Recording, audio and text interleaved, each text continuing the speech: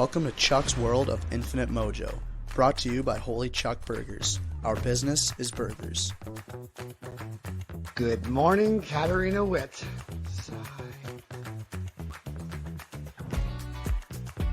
There's no such thing as bad boys, only boys with bad hair.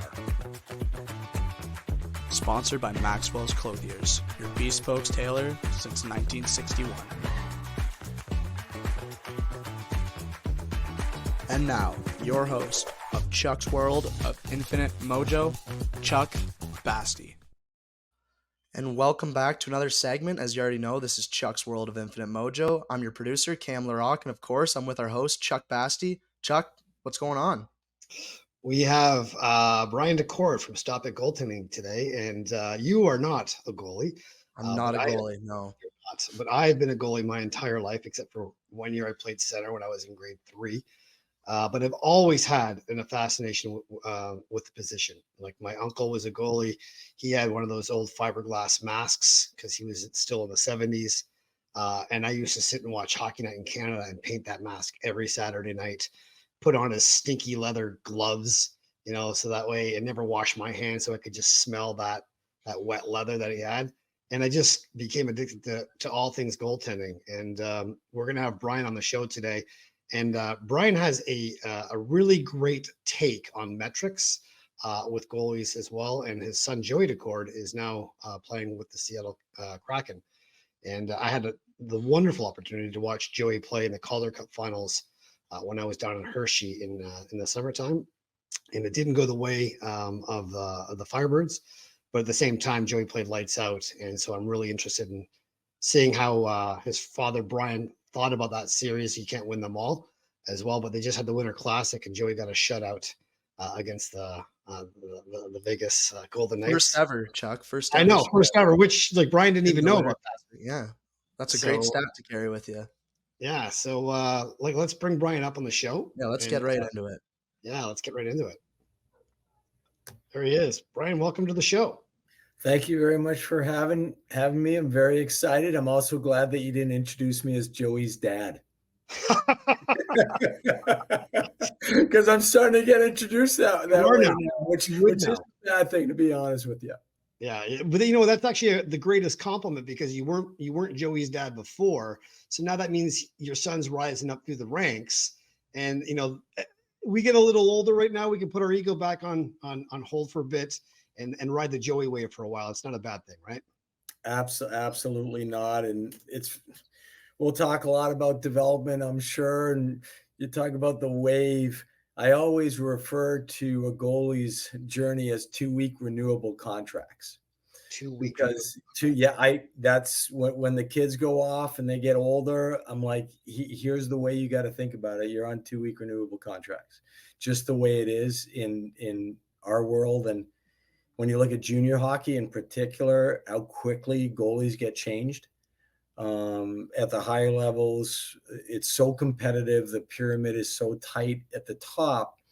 I think it's really a good mindset to have for a goalie. That 2-week renewable, you're always trying to earn that next contract, and you don't take anything for granted. And you realize that no matter how good you are or how good you think you are, you have to continually prove yourself. I always tell this story because I've worked extensively with Corey Schneider since the time he was 13 years old. And I remember when he got traded from Vancouver to New Jersey.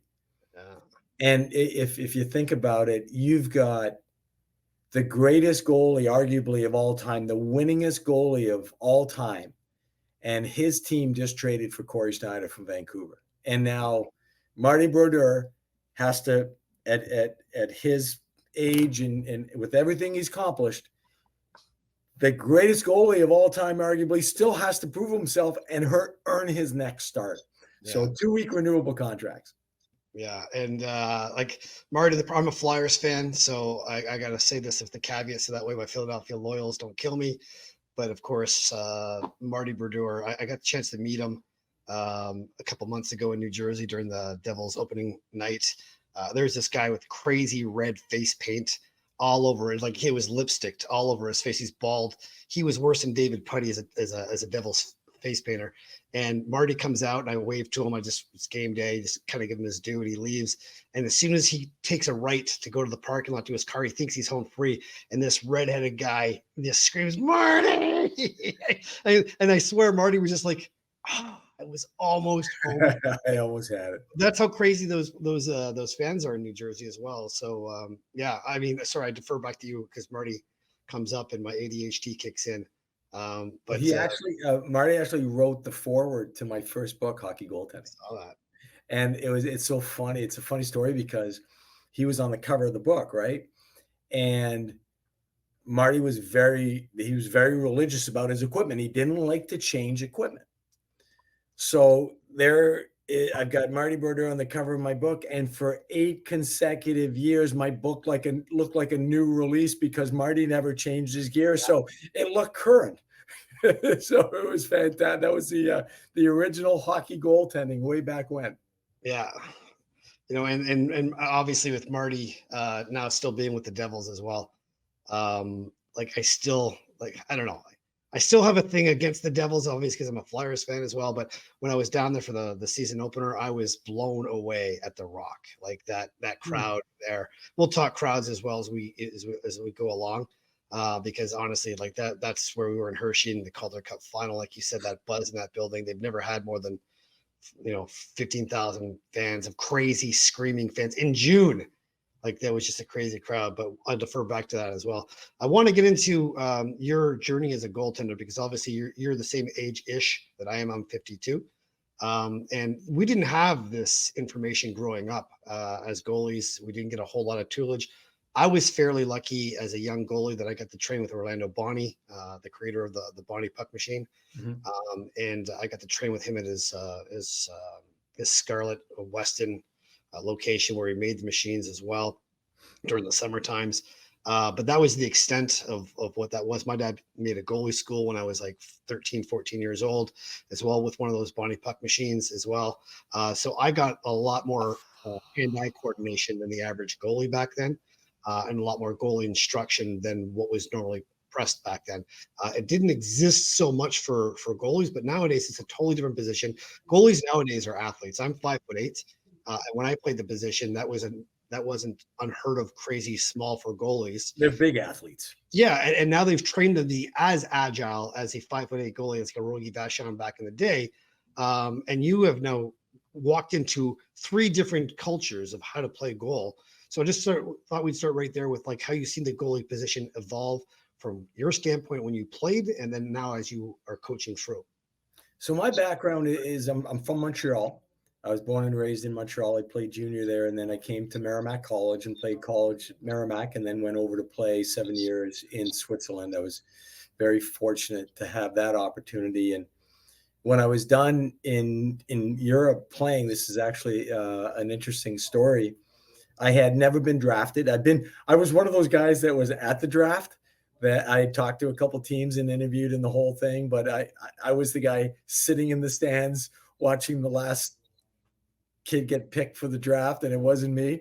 And not to date myself, but there were 12 rounds back in that time. And I still wasn't picked. So when I was done with playing, it was time to move on to my next career. And I wanted to coach. I wanted to coach goalies, and I wanted to be a goalie coach in the NHL.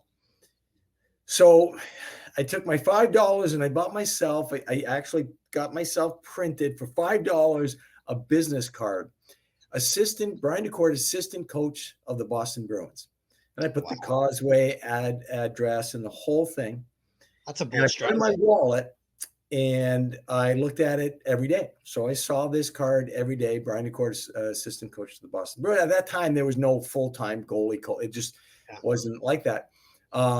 So ironically, 3 years later, I became the goalie coach of the Boston Bruins. And I attribute, I don't know if you follow Anthony Robbins at all, but way back when I had done a cassette course, and Tony Robbins said, do 2 things every day to move yourself towards your goal. Mm-hmm. So I had my business card. The chance of me being a goalie coach in the NHL, let alone in 3 years, and let alone to the team that I wanted to work for Yeah. was I mean, call a spade a spade. It was next to impossible. Billions. It was next to impossible. But I used that, do two things every day, and I kept on growing as a coach. And I went home for Christmas one year in Montreal, and I went to visit Robin Burns, who was the president of ITEC, if you remember ITEC. And Robin was also representing coaches. So Robin said to me, you know, when I stopped by to see him, doing those extra things to move forward, he said, you know, are you interested in coaching in the NHL professional? I said, yeah, absolutely. That's my goal. He said, well, send me your resume. And not too long after that, the season wrapped up in Boston, and Pat Burns called up Robin and said, hey, Byron Dafoe's looking for a fresh goalie coach who's progressive and into, you know, the newer techniques of goaltending. And lo and behold, I was the goalie coach of the Boston Bruins. So I left Switzerland.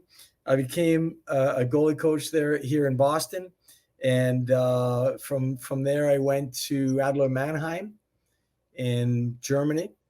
I was there for 6 years. I worked for Jeff Ward. We won a DL championship together there. And Jay Leach, who is now coaching my son in Seattle hockey. It's incestuous.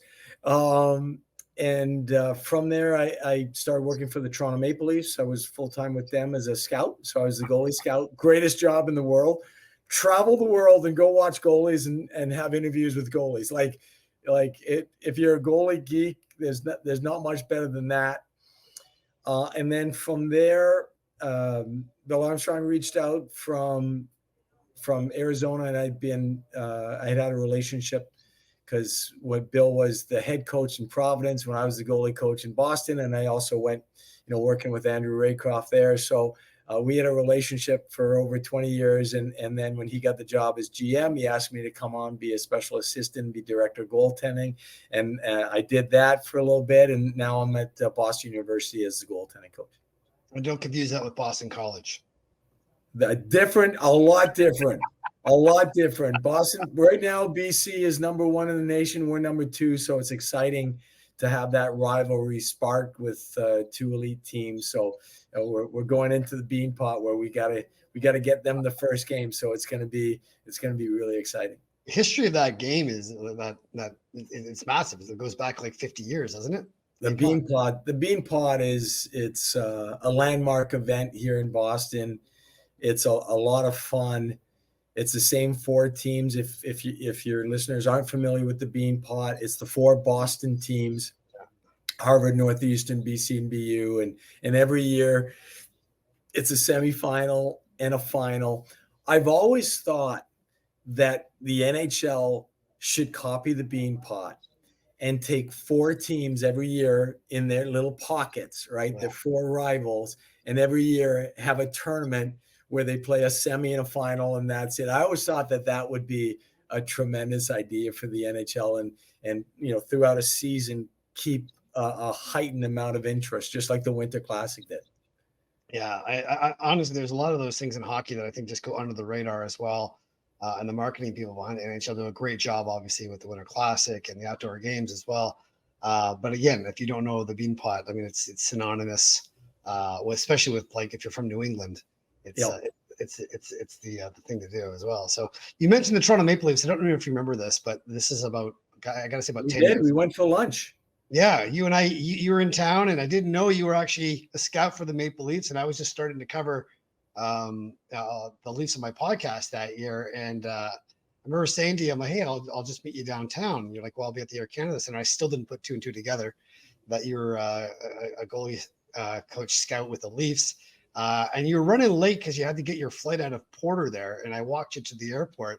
And before I remember meeting up with you, I just say, facetiously, oh, you're in town, you know, to go to the Air Canada Center. Oh, coincidentally, I've got a meeting with Kyle Dubas and Brendan Shanahan at 11 o'clock. And there's like this pause on the phone, and you're like, are you sure? Because I have a meeting with Brendan Shanahan at 11. Are you sure you're meeting with them? And I'm like, I'm almost ready to laugh at this point on the phone. I was like, no, No, why would I be meeting with Brendan Shanahan and Kyle Dubas? You were joking, and I was 100% serious. Yeah, but of course I picked the one time that you actually were meeting with Brendan and Kyle, and I just thought to myself, how the hell can I stick my foot into a big bucket of shit just when I meet this guy? And it seems like I'm lying off, and we can laugh about it now as well. But I mean, that was a funny little story as well. So tell me about your time with the Leafs. I loved it. I learned so much. I love Kyle. I think Kyle did an amazing job with Toronto. I think he had some wonderful people around him. I think he surrounded himself with really good human beings, good people. And the only thing he didn't accomplish was win a Stanley Cup, like go far in the playoffs. Like that was it. I love the teams he put together. It's so exciting to watch. Even now, like Toronto's on. I'm watching Toronto. I love it. It's just fun hockey to watch. I believed in his mission and his idea and what he was trying to do. Just build the skill of hockey and promote the skill of hockey and give the fans entertainment of skill and speed. Unfortunately, the only part of the plan that didn't work out was actually winning in the playoffs at the end of the day. But how much of that ultimately is on Kyle? Like he built awesome teams. So I've got the most respect that one can have of a general manager. I think he's done a great job, and he also was a trailblazer in terms of some of the hires and some of the diversity issues. It's unbelievable. I hope his legacy is looked upon in favor, because there were so many. He just didn't accomplish the goal of winning a Stanley Cup and everything else he did. I thought was outstanding. I think his move down to Pittsburgh, and I'll segue this into a goaltending position as well, because when your son was with the Ottawa Senators, he moves over, brand new organization, and you can't help as a human being to sit in a moment of like either rejection or like unworthiness, or they don't like me, or I'm not going to get a chance, or the coach doesn't believe in me. And you can sit in that for a second, and then you make the move inevitably, and you go to the new location, and you start all over again. And like you said, 2-week renewable contracts, and you got to get back in the hole. And I think Dubas is going to come down to Pittsburgh. He's got a wonderful hockey market down there. Mario's done a wonderful job putting together a great team down there. I was talking with Brian Burke just last week at the PWHL game. After he left in Pittsburgh as well.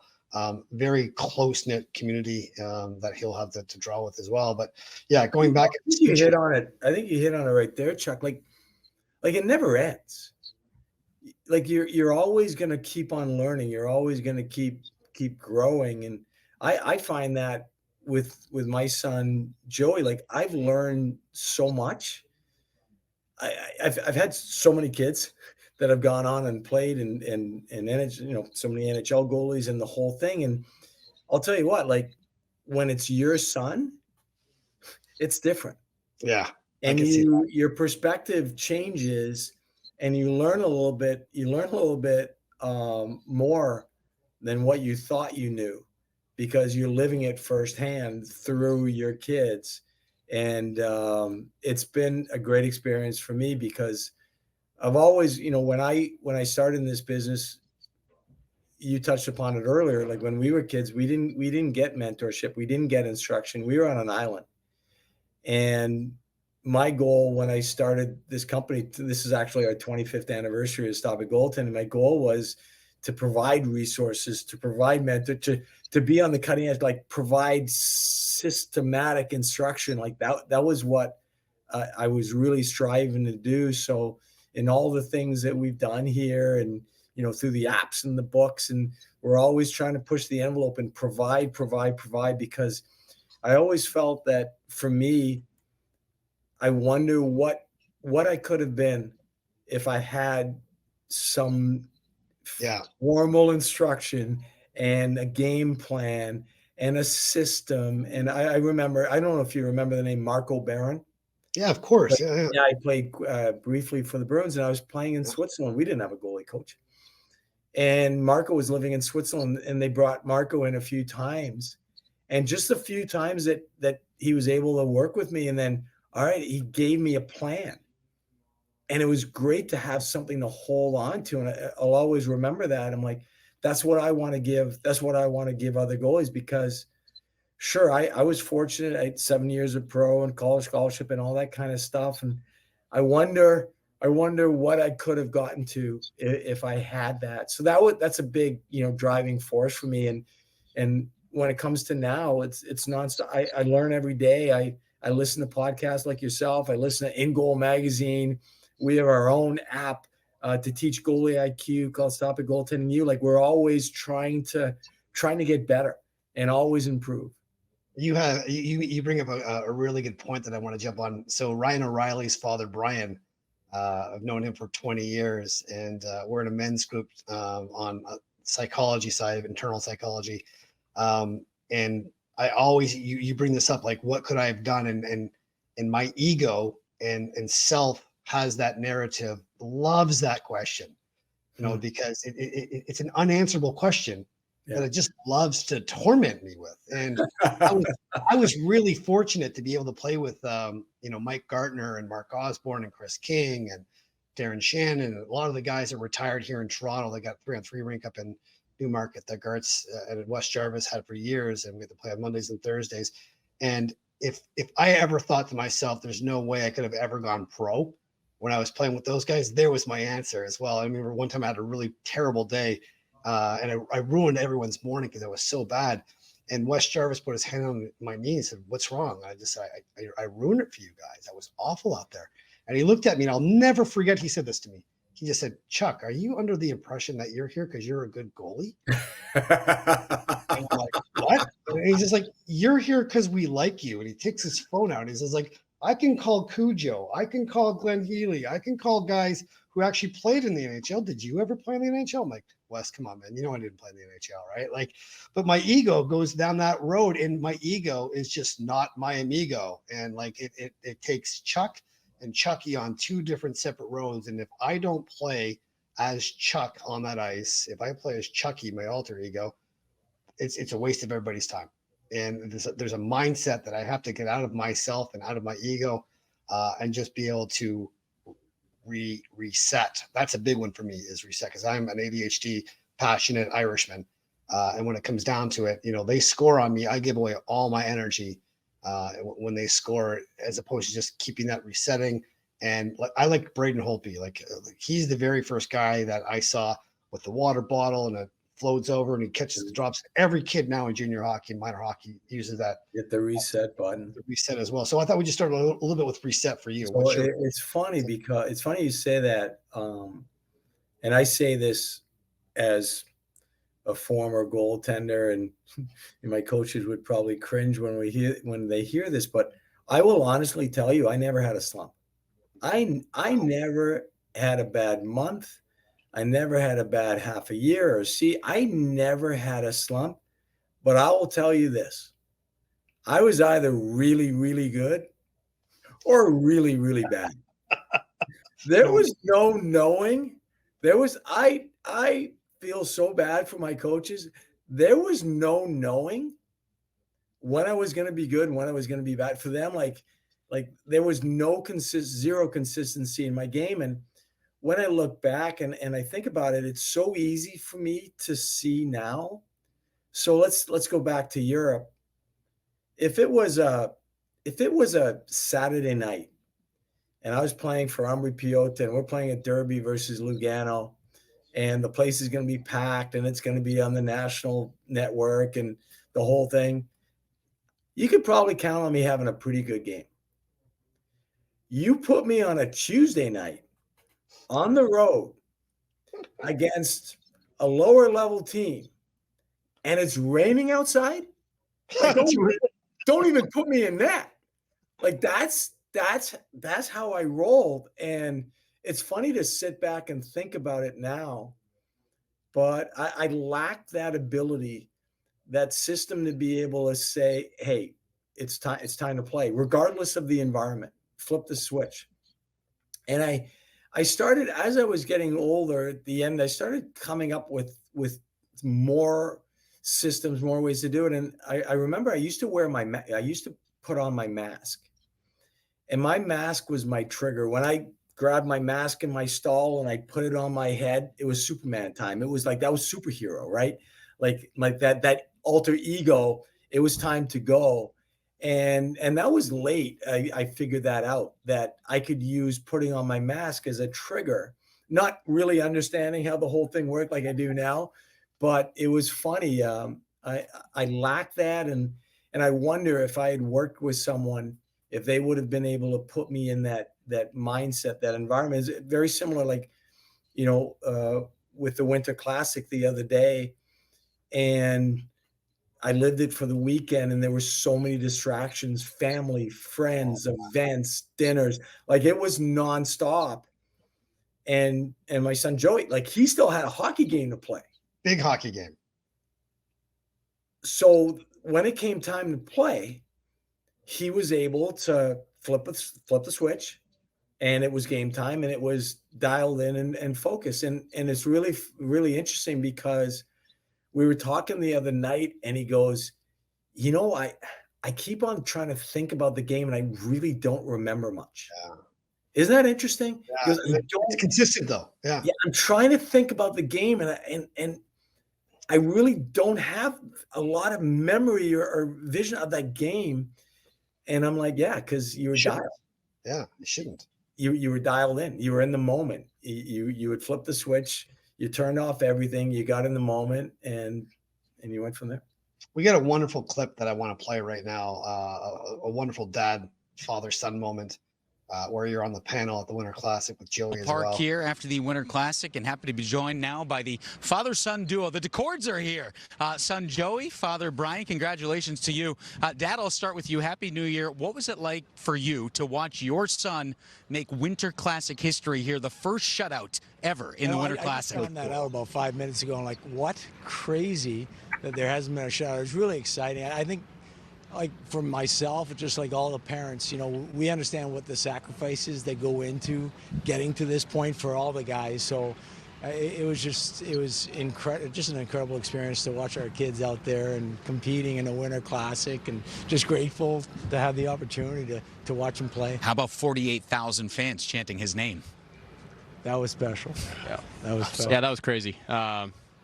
I mean, when it's 15,000 people inside a climate pledge, it's really cool, and then you do it here. It's hard to describe and put into words, but yeah, it was incredible.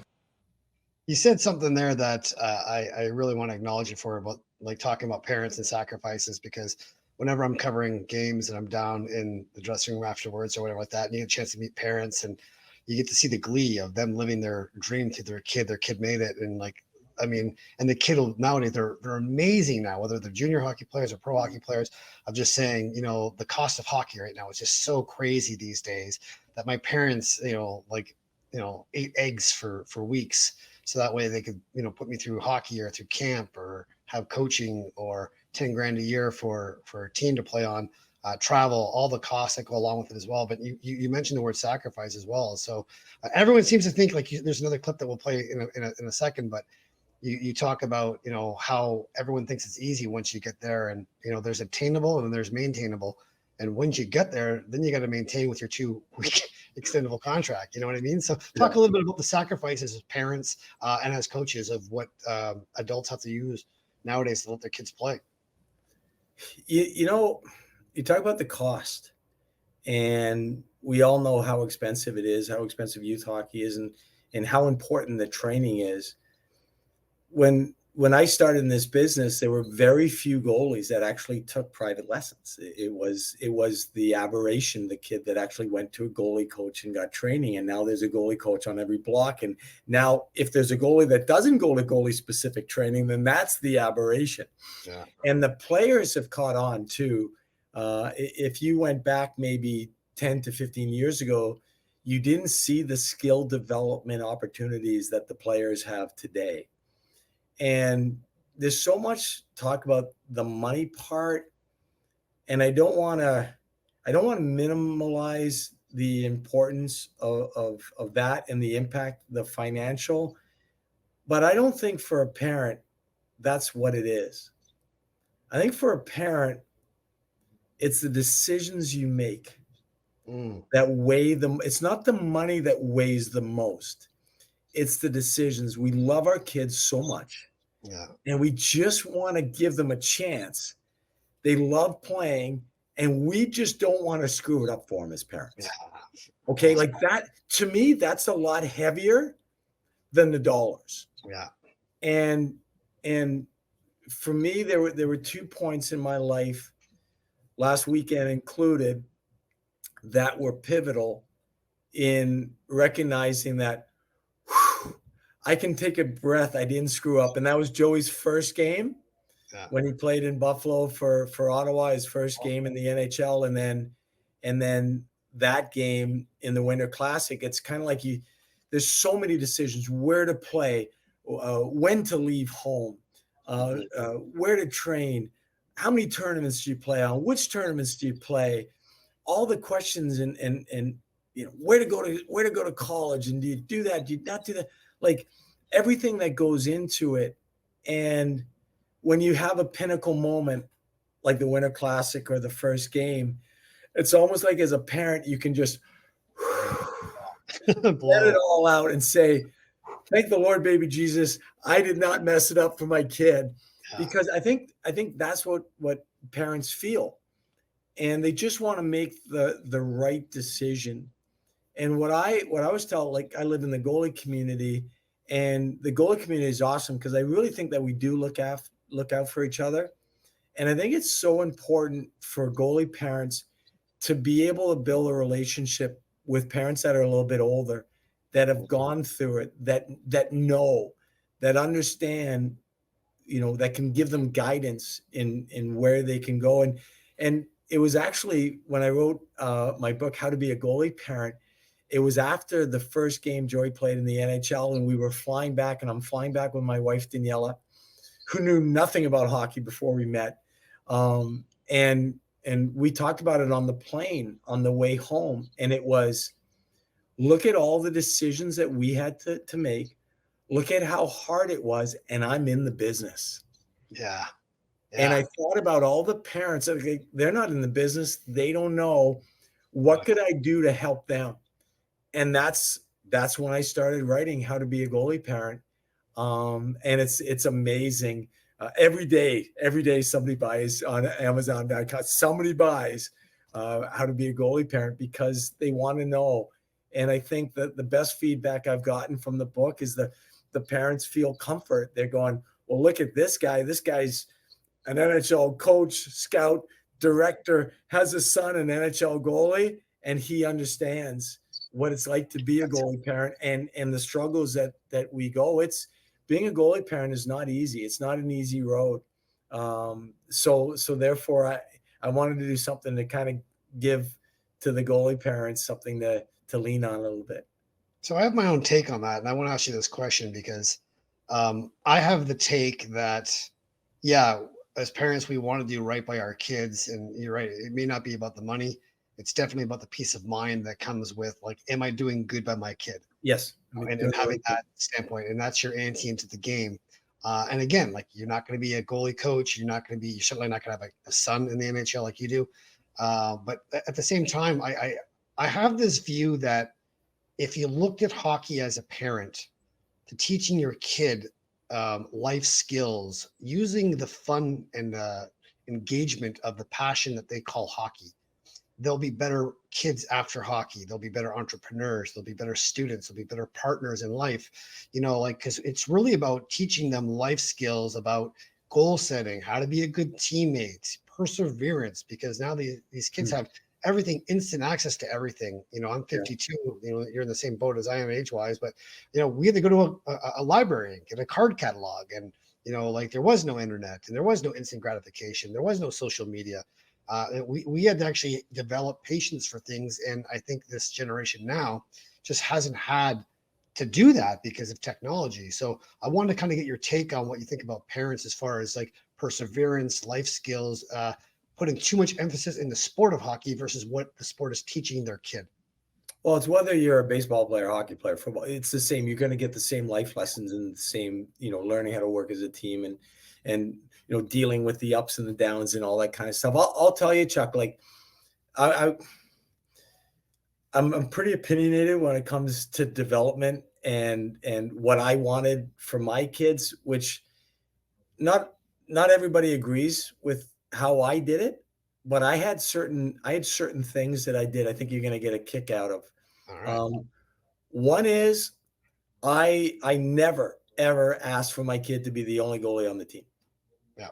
I thought the relationships that they built with the goalie partners. So I have two goalies. I got Alex was a goalie too, was at St. A's. He was a year ago. He was a 7th player award winner there. And so I got two goalies.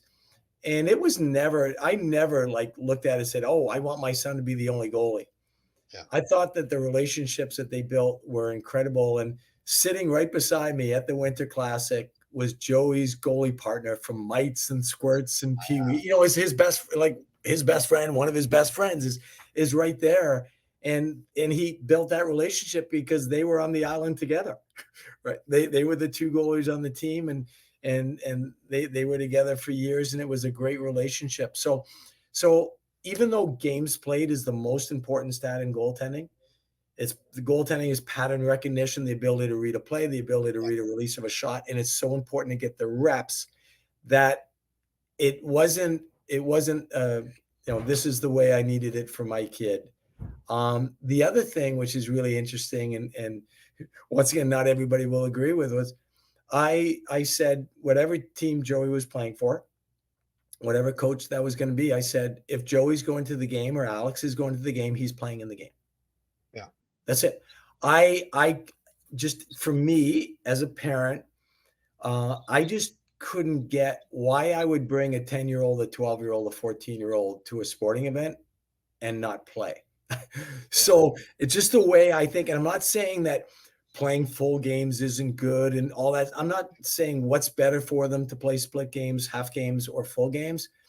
I just know that if I'm going to get in the car and I'm going to drive my kid to Foxborough an hour and 20 minutes away, and he's going to be there for a game, and I'm going to drive him home, and I'm going to spend 5-6 hours on a Saturday.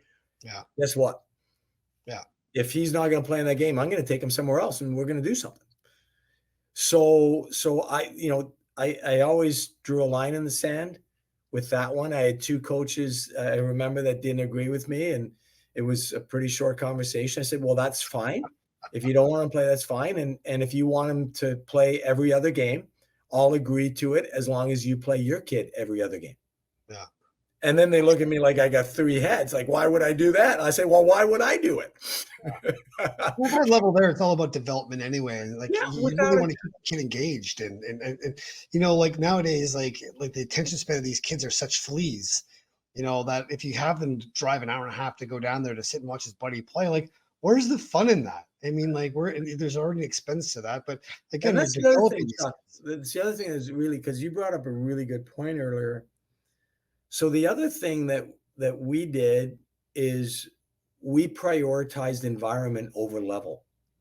Yeah. And I know there's a lot. I got to play AAA. I got to play in the best team. Got to go to the Quebec tournament. I got all that stuff. Like I understand that. And if you're in that situation, I think it's great, right? If you're playing an elite team and elite level, but we always prioritize the environment. And in our area in New England, the AAA league, the top league, is called the EHF. And Joey Daccord has one EHF game played. There was a team, they were missing a goalie. They asked Joey to play. Joey never played at the top, never. He played one game at the AAA level as a kid. Then when it came high school and all the kids were going to the prep school and that, Lawrence Academy and Nobles and doing this and doing that, Joey went to North Andover Public High School Division II. Wow. Okay. So freshman, sophomore year, he went North Andover Division II. Then he went to Cushing Academy, which is a powerhouse in New England. And when he went there and he played his first game as a sophomore, a repeat sophomore, he had 48 games played because he was the starting goalie at his public high school. So he walked into Cushing with 48 games of experience at the high school level under his belt. Not the highest level, but 48 games. Games played, yeah. That's putting a kid in a position to be successful. 100%. Yeah, 100%. So, And I mean, I think it's crazy because you have this segue that you go where like Joey doesn't have an easy route from where you're paving this down, but you've done the systematic games under the belt thing. He only gets one offer to go to Arizona State University to be Sun Devil. We went to five recruiting visits. And 5 recruiting visits all ended the same thing. Hey, we'll be watching you. Yeah. Not one ended with an offer. Yeah. And ironically, Coach Powers was in an airport watching a Cushing tournament game. Joey was a senior there. I want to talk about that for a minute too, which is interesting. But he sees the game on video. He never saw him play live. He saw the game on a stream and said, I like this goalie. Call up coach, call up Joey. 2 weeks later, I think it was, he's in Arizona and he offers him a full scholarship. Now, the thing I wanted to point, once again, doing things a little bit different, was when Joey was going into his senior year, he had a lot of offers to go North American League, go play junior, do this, do that. But he was also the captain of the soccer team and the captain of the tennis team, along with being the captain of the hockey team. Wow. And that was, he loved playing soccer. He loved tennis. Like, he loved playing. And I think the big driving force for him to go back his senior year instead of leaving, which is a popular thing to do. A goalie leaves his senior year to go out west to play. He was captain of the soccer team. He wanted to play soccer. He loved it. It was fun. And for us, once again, we always prioritize the environment. Look, you know it as well as I do. Goalie is ruthless. It is tough. The resiliency factor that you have to build to be a goalie is immense. The only way you can do that and get through the tough times is to have built so much passion and enjoyment from the position in the game that when you love it so much, when it stinks and you get that sandwich, that you're able to say, okay, channel your inner Kobe Bryant and go, yep, no matter what happens, just practice the next day. And we had a mindset guy on the podcast yesterday named Eric Plantenberg, and he has this great trilogy where he has action, intention, and state. And I ask every single pro athlete I've ever interviewed for 10 years now, where would you put the 3? And all of them put all their 80% into action, into results, into that. Mm-hmm. And I said, okay, but when you go through a slump, what do? Do you work harder, or do you talk to a mental coach? You try and talk to your guys, you get support from your family, your friends. State drives all of that. So when you say environment, Brian, like you're preaching to the choir on this one, because it's exactly what it is, because life is going to smoke you in the face. And if your environment is supportive and you've got friends and family around you and you've got a support system and you've got an immense amount of inner resolve and perseverance that you can drive through, you'll make it. You'll get up the next morning and you'll take action. Whereas, like, if you don't have that, you'll sit in the fetal position in your bed for 3 days crying with a little reach around, and you'll feel sorry for yourself and you won't take any action. But you have this one clip here that I wanted to bring up that you nailed. I want to build on that 1 second, because it's important. It's a really important story. So Joey was a junior at Cushing, and he was ranked 14th in the NHL on the NHL Central Scouting. And he did not get picked for the NHL draft. He tried out for the Mass Player Development Program that sent 2 goalies to the that sent 1 goalie to the National Development Camp. He had led in all the tryouts. He was the number 1 ranked goalie, all the tryouts, until the last one, which was the All-Star game. Things didn't go in his favor, and they picked the other goalie. And at that time, you thought, well, there he is. This is his last year of eligibility, his last chance to go. Oh, I'm this is a Joey thing right now. Speaking of the devil, when he appears. Yeah. So, but last kick of the can. It was the last. It seemed at that time so important, and it was those events as parents, when you look back, and Joey will tell you too, when you look back at all those really tough times where you thought, oh my God, this is it. This is going to end me. I'm never going to get a chance or whatever. Those actually end up probably the most pivotal periods of developing a goalie, because building that resiliency is the most important thing. I want to pull up this clip because you speak to this on national TV about that, and I saw it and I was like, this is spot on. Cam, let's roll that clip. I think, it wasn't easy, and leaving home and going to prep school and then leaving to go play in the USHL. I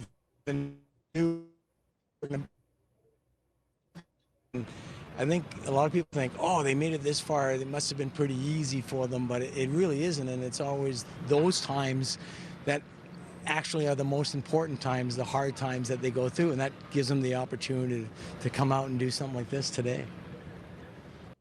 Now, as a parent, I hear that, and if I'm entrusting my time, my confidence, and my money in Stop It Goaltending, what do you do distinctly different that mantra that you have there gives that kid 110% chance to persevere and to be the best person they can be?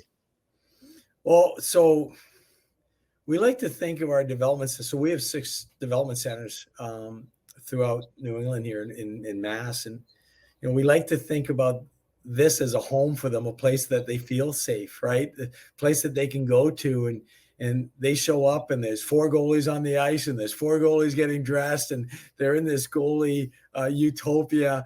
And there's one thing that we do that we've always done. And I always joke, I mean, like I said, we've been in business for 25 years. And I think if I didn't do this, we would never have made it this long. And we wrap up every single session with game time. So we play a game. Today's the morning group this morning, they played the gauntlet, which is 4 nets lined up, and they had to go level 1, level 2, level 3, level 4. And at any time they got scored on, they had to go back in line and start again. Crushing. Yeah. like a video game. And the kids had so much fun. And the idea is that every time they left here, the last thing that they did with us was they remembered why they're doing this. They remember why they go, is because it's fun. You don't make it to the NHL, or you don't get a Division I college scholarship because you say, I want a Division I scholarship and I want to play pro. And it's not what you want. It's why. And the why is because you love it so much. So I think, what we try to do at Stop It is just have an environment where we get on the ice, we get our work done, we start with our skating, passing, we do our lesson plan, and then we have fun, and it's consistent, and it always ends with a smile on the face and having fun at the end of the day, because that's what it's all about. Yeah, and I love that fact about how hockey has that community where they just find a space. I mean, whether they're just retreating from their life and getting away from the job they don't like, or the relationship they're not into at the moment, and they just get away. I had the opportunity to come down to Hershey during the Calder Cup Finals. Joey was playing with the Firebirds as well, their first year in Coachella. They crush it in Coachella the first 2 games. I thought it would be a sweep, down in Coachella. They come back to Hershey. There's pictures I took in Hershey in the media box looking down. That's before the game started, where it was quiet, but the crazy crowd outside was insane. You were there as well. And I was trying to tell Cam, our producer, how intense that crowd, of all the hockey games I've ever been to in my entire life, that was the craziest game right there. That's pre-game right now, national anthem, 15,000 fans in there. I thought you'd just speak a little bit about Joey's experience from the Calder Cup. Well, I'll tell you, I'm taking care of something right now. This is it's a little private. It's a little tradition. It's 3 hours before the game tonight, so I got a little tradition with Joey that I do. All right. And it's real fun. time. This is a parent thing right now, So I just did it. So I always send a text 3 hours before the game. There in Buffalo tonight. So it's really interesting. You talk about how I learned at my stage in my development, and I had never valued the playoffs in the American Hockey League like I value them now. Because it's been a long season. You played 70+ games in the American Hockey League. Not flights, bus rides. And it's a long season. And now Joey played 26 games of postseason hockey. Yeah. So now you think about it, goaltending, the most important time is the summer. Yeah. Summer is your really true, it's a non-performance period. It's your time to develop your game. So therefore, the longer you go, the shorter it's going to mean for your summer. Yeah. And not only from a development standpoint, but just getting the body healthy after a whole year of grinding. And then, so you're watching this long playoff run, and every week that goes by, I'm going 1 week less to get healthy and 1 week less to train. Yeah.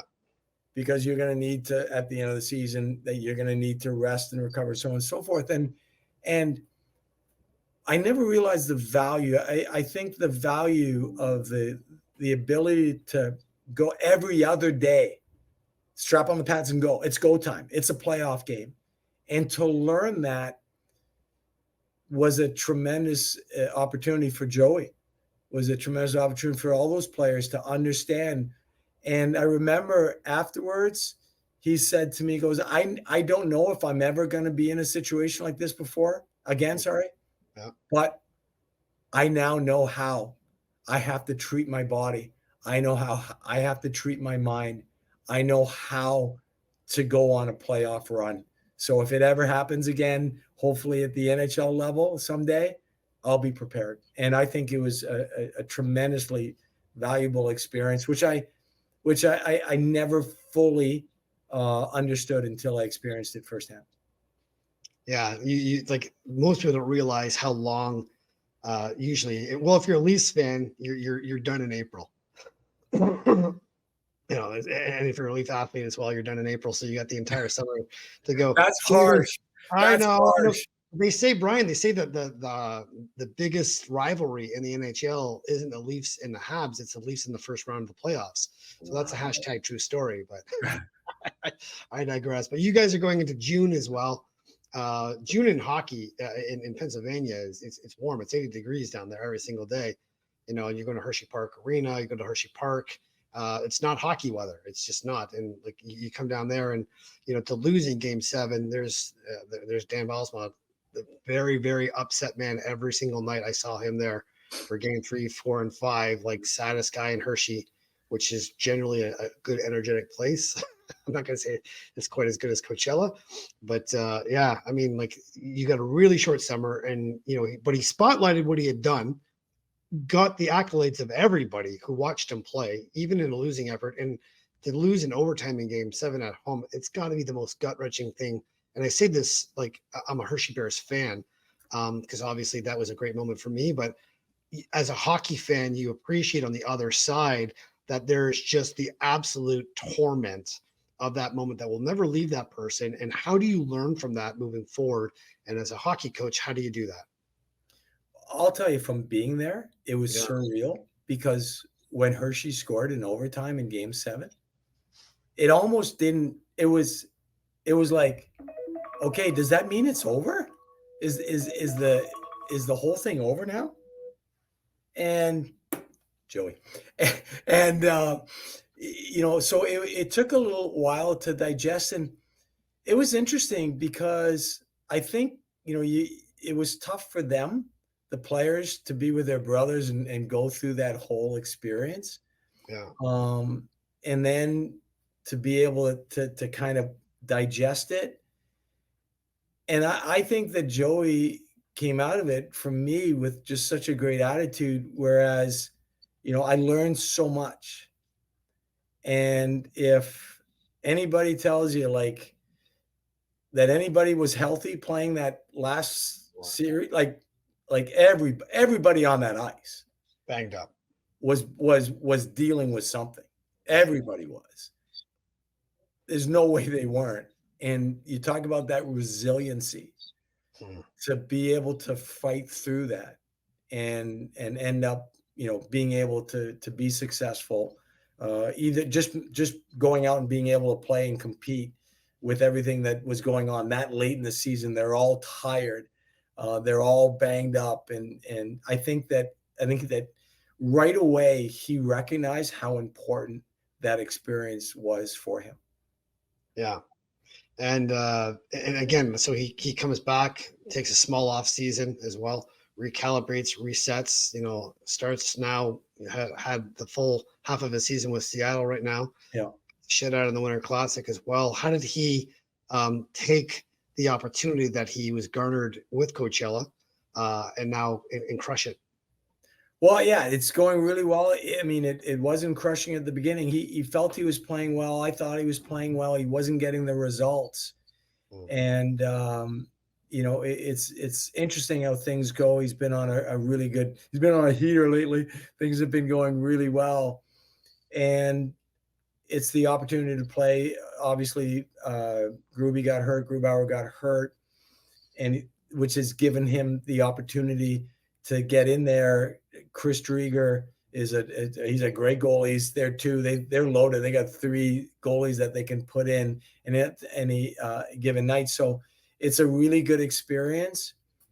And the nice thing about Joey is hopefully, through the multitude of 2-week contract comments and the, you have to prove it, that whole theme that he's grown up his whole life understanding.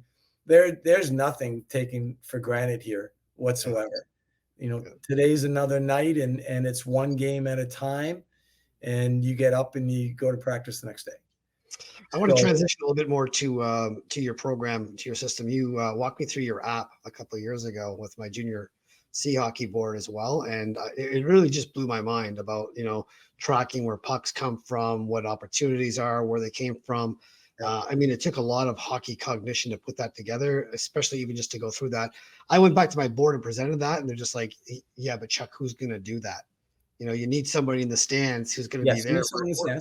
We're a junior C hockey club as well. And, we just don't have a guy who's going to dedicate that amount of time and effort into watching what our goalies do.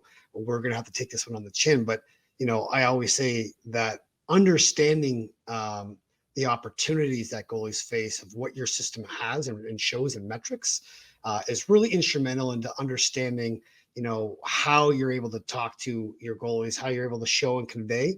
Because for them, it's just like they didn't come up with the save. It's a win or lose situation. It's a zero-sum game as a goalie.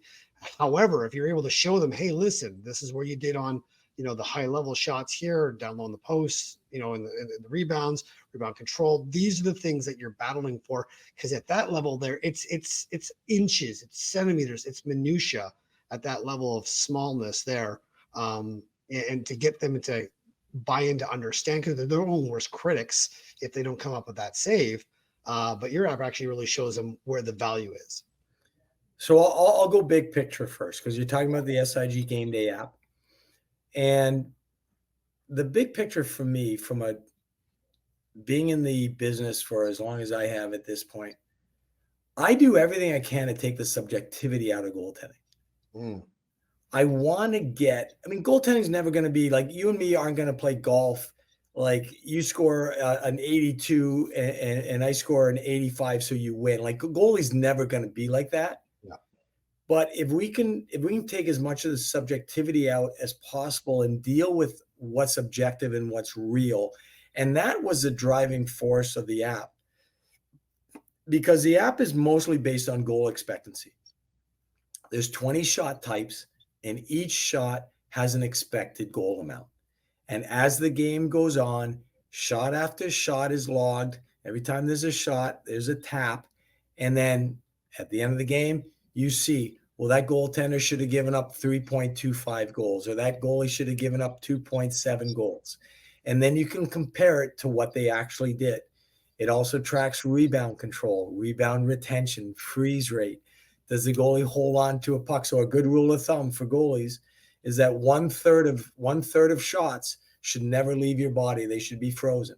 So if you can be over 33% in your freeze rate, then you're doing well. If your retention rate is 67%, your team can take control of the puck 67% of the time, or a combined control or freeze of 67%. So 2 out of 3 shots. If 2 out of 3 shots have a positive result, then you're doing good. And then that allows you to deal with reality. When you go to play the puck, who ends up with control? Your playmaking retention. So that's what the app does. It tries to put objective metrics. So therefore, like when I do a game at Boston University, 5 minutes after the game, the head coach, he knows what the goal expectancy for, he knows what the goal expectancy against is, knows what our freeze rate is, knows what our retention rate is, and it cuts the bull crap. So I don't have to walk into a locker room and the coach say, oh, well, that second goal cost us the game. Because he knows I can go, well, we really should have given up 4.2 goals and we gave up 2. So no, that second goal didn't cost the game. And we generated 1.68 goal probability, during the game. So guess what? It wasn't our greatest game. So now you're dealing with facts. Yeah. And that's what I'm trying to get to through the app. And I don't know if you're familiar with the UCS. So I started this year with Jeff Walker, who's our director of scouting at Stop It. So we created a stat called the UCS, and it takes a goalie's save percentage and balances it off based on their goals against average. So therefore, Chuck, you and me are goalies. We both have a .915 save percentage. Yeah. But you're giving up 5 goals a game. And I'm giving up 1 goal a game. Guess what? I'm seeing 18 shots a game. You're seeing 50. Yeah. Therefore, the UCS is going to rank you higher than me because of you use the algorithm. It's based on the workload and then the league averages. And there's this algorithm that goes along with it. So we have that. And that app is called the Stop It Goaltending.out app. And it is full of videos and goalie IQ videos and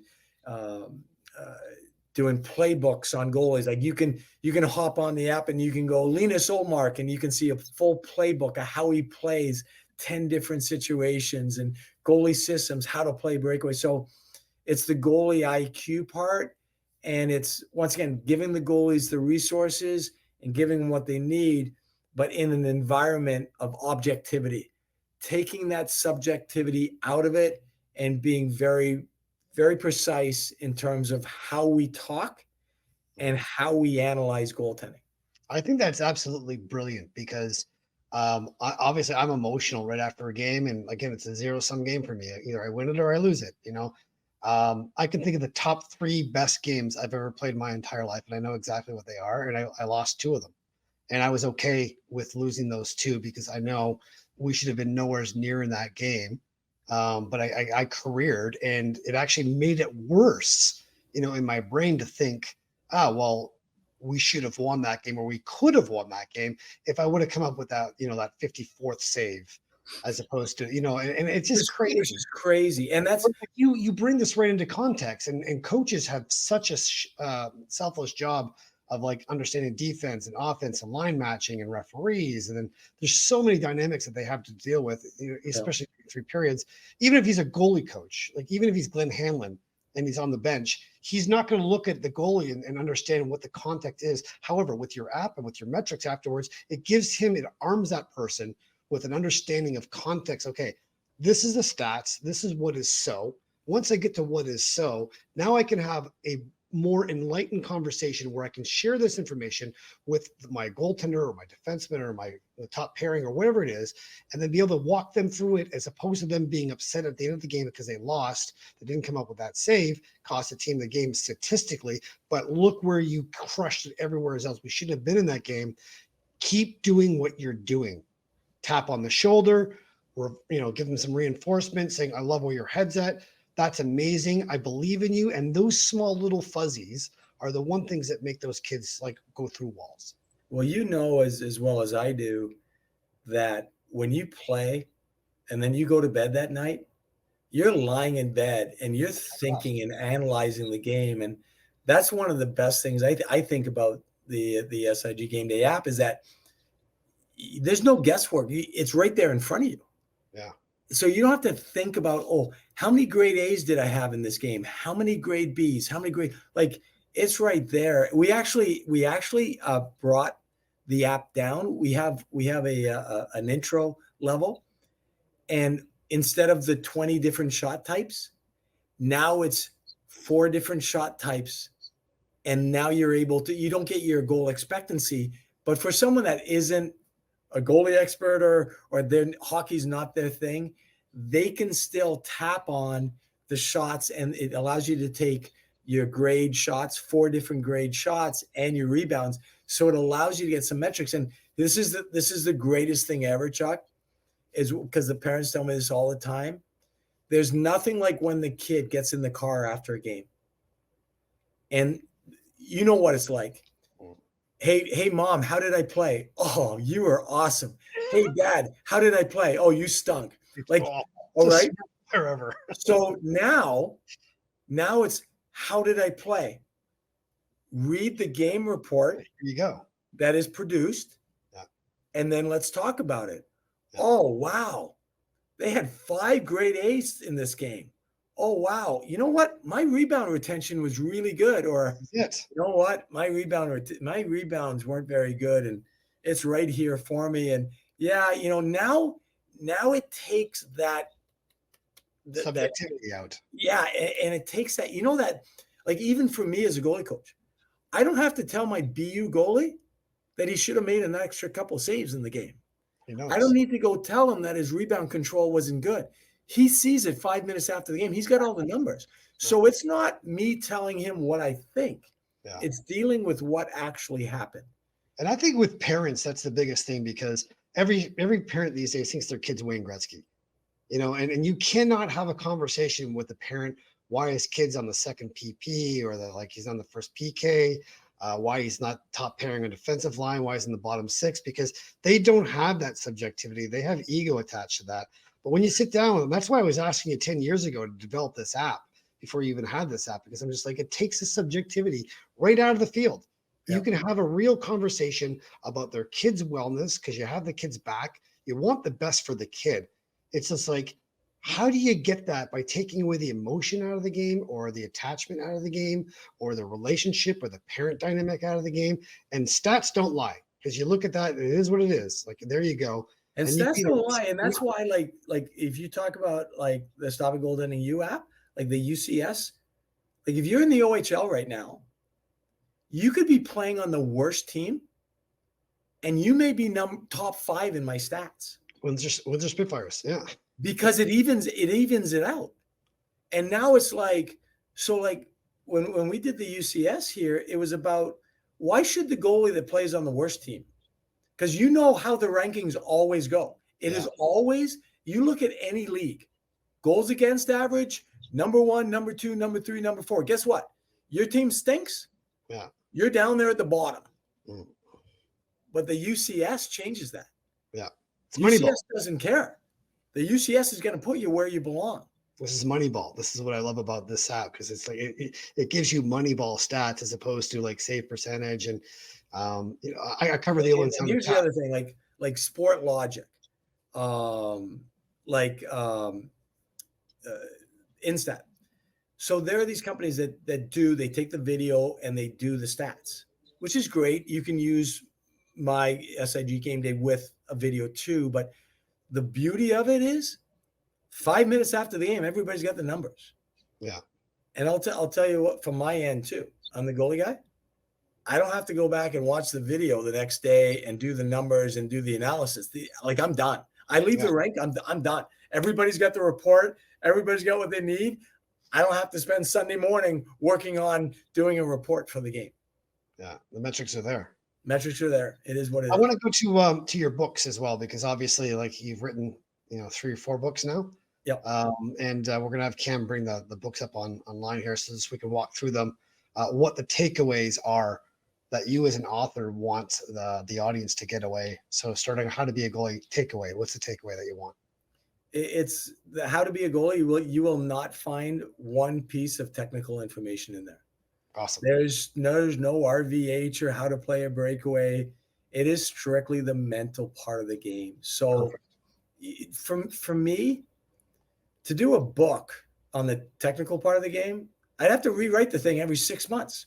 Yeah, true. Because it keeps changing, and I keep changing too. We always laugh about a goalie that goes to Stop It, and like he goes to Stop It like 5 years ago, and then if he showed up again, we'd be like, "No, you can't do that. You got to do it this way." And he would go, "I was here 5 years ago, and this is what you told me to do." I go, "Yes, but I disagree with that 100% right now." So it's about the mental part of the game. It's about how to deal with being a goalie, and choosing a team, and how to buy equipment, and just all the little nuances, all the stuff that I thought it'd be helpful for goalies to understand. And you can get these books on Amazon or go to your website as well. It's Stop It Goaltending. Exactly. Put that up as well. So How to Be a Goalie Parent, we covered as well. One takeaway. The takeaway with How to Be a Goalie Parent is you're not alone. Awesome. We're all goalie parents. Like, we're all in this fraternity together. It's just so it was funny being at the Winter Classic and just talking to Chris Drieger's mom and dad, and it was like we were just talking about what it means to be a goalie parent, and they were like, "Hey, just you've got to at some point get perspective on it, or else you're gonna go crazy." Yeah. It's too emotional. We want because it's like, if you got a kid and he's in the normal world and he's got a job, well, guess what? 18,000 people aren't watching him do his job.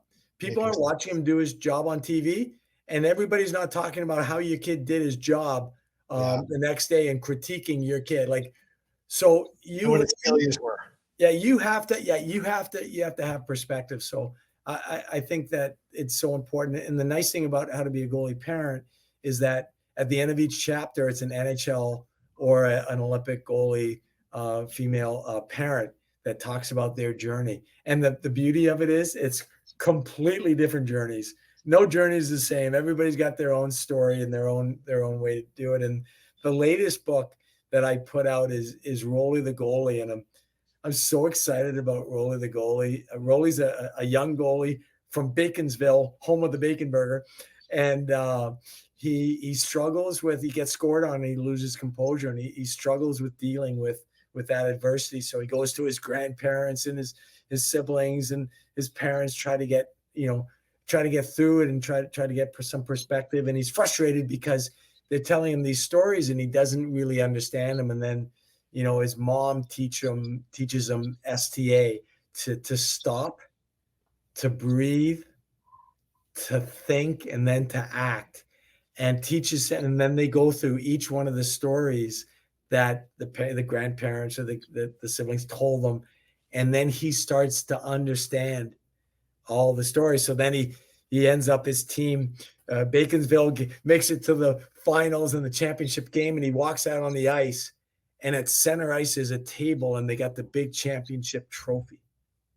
And now he has a terrible warm-up because all he's doing is thinking about the trophy and if they're going to win and how it's going to go. And then he gets to the bench and he had a terrible warm-up. He couldn't stop a beach ball, and he looks at his mom and he remembers STA, and he remembers how to deal with, how to get back in the moment.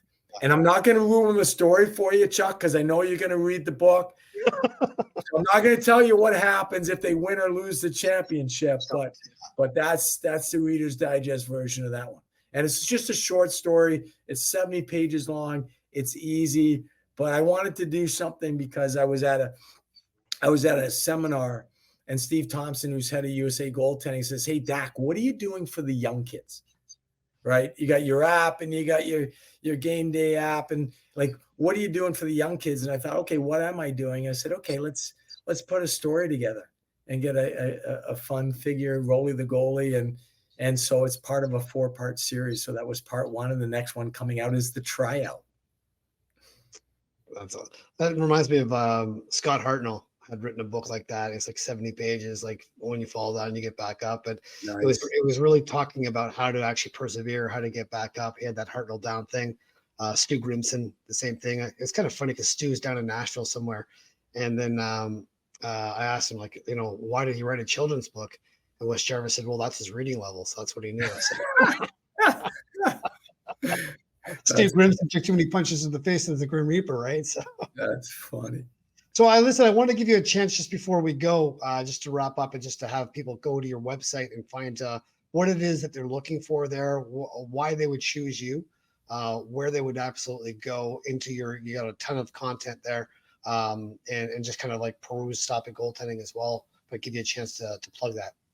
Okay, well, we've got a couple of unique things, and the first off, we have a huge event every year. It's called the GCG Prospects event. We have goalies come from all over the world. We have about 40 coaches, NHL coaches, college, all Division I, Division III. We got all. It's this goalie Woodstock every year that we have in Marlborough, middle of the summer. So that's something that some people that maybe not in the New England area, not in our area, have a chance to train with Stop It. They want to come experience what a week's like. It's fantastic. There's an NHL group. So there's a pro group. So the pro guys are walking through the lunch line just with the other 15 and 17-year-olds. It's really a cool week. We consider that our Super Bowl week for the year.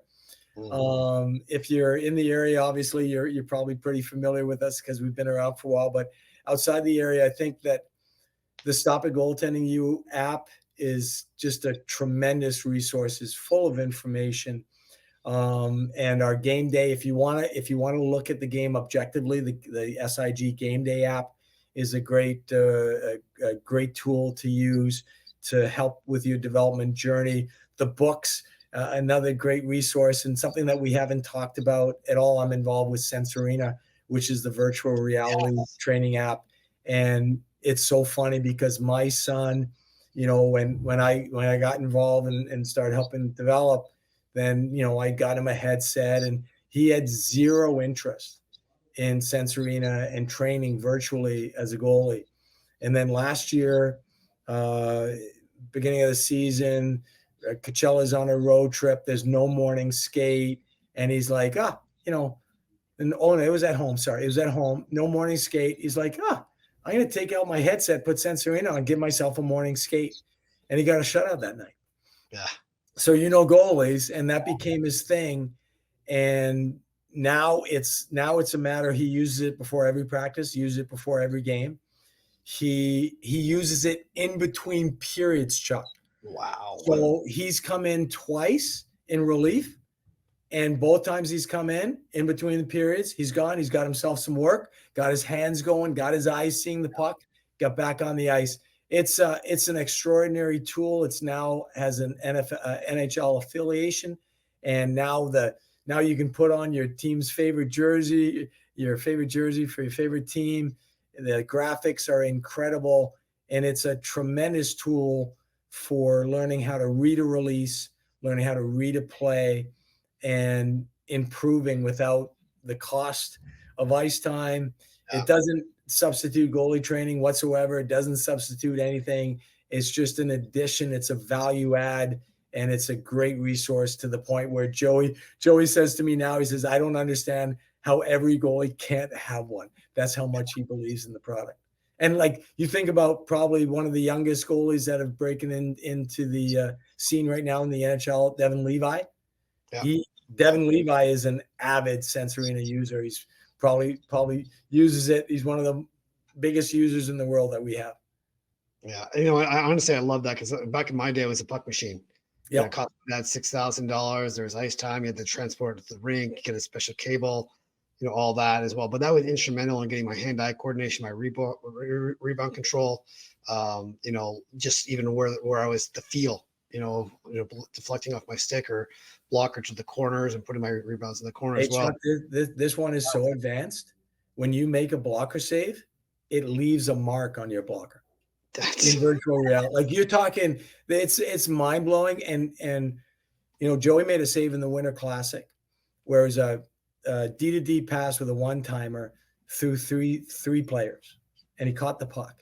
And Bush was down there. Bush was someone that trained at Stop It, and Bush was at Brian Boucher was at ice level, and he goes, "Wow, that was a hell of a save." Yeah, because how he he tracked saw. that. Yeah. And Joey talked about it after the game. He goes, "That's what I do all the time with Sense Arena, because you have screen options. You can have stationary screen, moving screen, so you can work and take shots over and over again, just getting a fraction of a second, just getting a glimpse of the puck and trying to make a save." Yeah. And so instrumental, and it's amazing.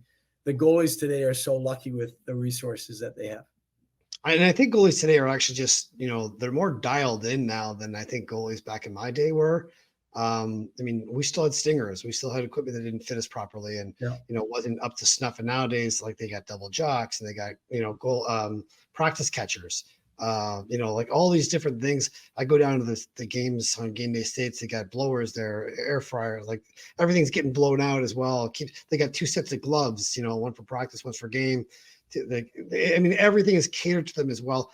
And they use that to take that and do what they're instrumentally taught how to do, just to concentrate on the game for that 3 hours that they're doing, to get in that routine and just kill it. Well, I can't thank you enough for having me on. This has been fantastic. It's been a lot of fun just talking goalie. I'm happy that we had this chance to talk. It's always fun. I love it. I feed off it. It gets me excited, and it never gets old to me. Yeah, I remember having you on the podcast with Pete Fry as well. And after the podcast was over, I went back to Pete and said, his content is just so good. Like, everything that you talk about as far as in training and mental gaming, like the whole ball of wax that I find that, like, goaltending, like Pete doesn't do the technical side as well. And what do you have, like 10,000 goalies in the New England area? It's fun. Well, in the history, but we train over 1,000 goalies a year. It's just insane. Like, isn't that crazy? Like, it's crazy to think about. There. Yeah. If you were in Toronto, that would be a big number. Yeah. And you're in Boston and New England area, and that's a huge number as well. So I want to encourage everyone, like, who's watching right now, if you stumble on the podcast and you get a chance to go to Stop It Goaltending, check out the site as well. I want to thank Padskins for sponsoring this segment of the show today. Mark Phillips is a good friend of mine as well, and Mark has generously donated a prize package for you, a care package for you and your guys. You can use it however you feel like it. If there's some kids that are underprivileged, what I love about Padskins is that you look good, you play good, happy worker, good worker. And these kids, that they just get confidence from how their gear looks. If you feel like a pro, you'll play like a pro. You'll have a better chance of playing for one. So we're going to send you off a package. I'm going to give you some options of what you want to have. There's cage skins, there's pant skins, there are pad skins, there are palm skins. So there's a whole line there that you have to choose from. Toe ties. Well, it's funny now because Chuck, like, if you walk into here, we got Pure Goalie and Goalie Monkey. You walk in, 90% of the pads, it's white. Yeah. The blocker, it's white. It's the ghost. And it's so funny because I get fooled. Padskins fools me all the time. They kill me because I'll be like, "Hey, new set of pads." Nope. No. To me, and I'm like 15 feet away, right? And I'm like, "Hey, new pads." Like, I don't even think, "Oh, they might be Padskins," right? Yeah. And that they fool me all the time. I just love the confidence these kids get from having their gear look the part. And if they feel better, they have fun. Yeah, fun. Like, exactly. Fun. Let's have fun with it. Let's throw some Padskins. Absolutely. Let's go. Especially the cage skins, because, like, buckets, the paint buckets, it's $1,000. Yeah. And if you can get it done, right? But if you have cage skins, you can just put on your design. You can have your team's logo on them, and then at the end of the year, you switch teams. You just take off the cage skins. You buy another set. It's $100 for the cage skins or whatever it costs as well. So we're going to send that to you as well, and you let me know what you want, and we'll send it out to you as well. But Brian, really want to thank you for coming on the show today. Go to his website again, stopitgoaltending.out. And if you're going to be down for the Beanpot, go down and say hi to Brian. Awesome. I'm easy to reach. Brian at stopitgoaltending.out. I answer emails. Anybody has a question, let's go. All right. Well, Brian, we're looking forward to having you back on the show another time as well. We got our fingers crossed for Joey's season this year as well. He's in the Western Conference, so he won't, get in the way of my Flyers this year as well. So this time I'll cross my fingers and I'll actually root for him this time because he's not playing my Hershey Bears. Awesome. I appreciate that. Thank you very much for having me. Thanks for coming on the show. Brian Daccord from Stop It Goaltending, ladies and gentlemen. And we want to take this moment just to thank you for coming on the show as well. If you're a goalie or you're a parent of a goalie and you wanted some more answers or questions, hopefully you'll go to Brian's website at Stop It Goaltending and get some answers as well. Fantastic content, his books, his metrics, his apps, everything that you need to do to give your kid a 100% chance to win at goaltending. Check him out. And now I will bring up my producer, Kamla Rock, who is not a goalie, but knows the goalie speak. I played defense, so I try and help you guys out, but no, never crossed my mind, and I think my parents are glad I never took it up either. They didn't have to take out a mortgage on the house. Yeah, but with that being said, though, I really enjoy getting to know this side of the game. I never experienced playing goalie or learning just like the types of preparation that go into a game, so I can really appreciate just hearing you guys speak about it, and I have like a newfound respect for goaltenders everywhere. It's not, it's a hard job. Different breed of people too. I mean, like, Yeah, I always, this crazy. is funny. It's funny to say this, but I mean, as a goalie, the guy's coming over a blue line and he's taking a slap shot at you. It's going 89 miles an hour, and you want to get hit by this puck, and you're mad when you don't. There could be some therapy involved for you there as well. It's like in the Mighty Ducks movie with Goldberg there. Like, Goldberg, it's supposed to hit you. Like, yeah. Doesn't that sound stupid? Like, yeah, sounds absolutely terrifyingly stupid. Why would you want to get hit with an 8-ounce piece of reinforced Czechoslovakian rubber? Makes no sense. But yeah, and if you don't come up with the save, you actually feel shame, as they say in the movie Slapshot as well. So anyways, I want to thank you guys for tuning in today. Thanks to Padskins for sponsoring the show, Holy Chuck Burgers, as well as Maxwell Clothiers and our good friends over at Padskins as well. We will see you next time on Chuck's World of Infinite Mojo. Thanks and have a good night.